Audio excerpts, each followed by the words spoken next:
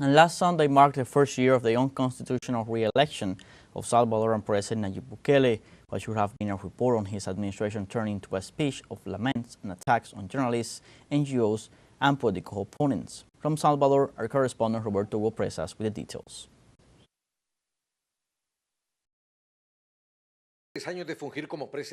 After 6 years as president and the first year of his questioned re-election, Nayib Bukele gave a speech of more than an hour at the National Theatre, during which time he lashed out at those he considers opponents and those who describe his actions as anti-democratic and dictatorial.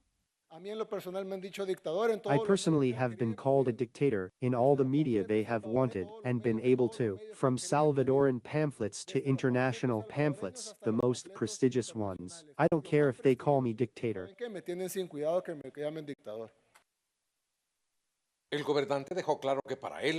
The ruler made it clear that for him, transparency, rule of law, democracy, and human rights are just terms to subjugate the people. He declared himself dictator, he assumed it, he decides who gets out of jail, and who doesn't, he is the judicial body. He said that they will remain in prison, including the thousands of victims of the regime of exception that he himself recognizes, that he has spoken of 7,000 innocent prisoners, and many threats to NGOs, to popular organizations, to people who defend human rights. I feel it as worried and violent. It is very dangerous what is being raised in the country.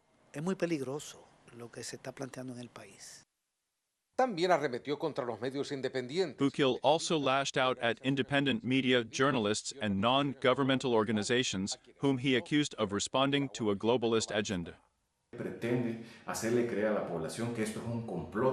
The government is trying to make the population believe that this is a plot by all the possible means, when what is really happening is that the evidence of a dictatorship in El Salvador is visible to the whole world, to the independent press of the whole world, and that is what is being told. This truth is very uncomfortable for a government that lives on propaganda and publicity. The truth is pushing Bukele further and further into a corner.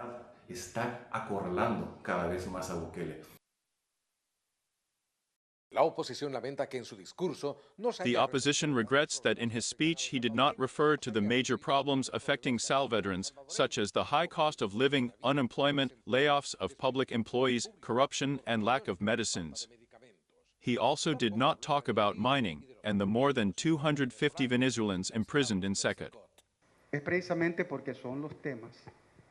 Is precisely because these are the issues that make it complicated.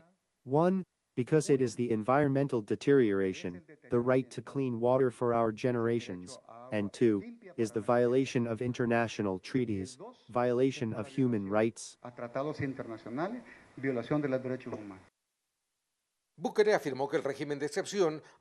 Bukele affirmed that the emergency regime has transformed the country into the safest in the continent and that it will continue despite criticism from international organizations and human rights defenders. Roberto Hugo Preza, teleSUR, El Salvador.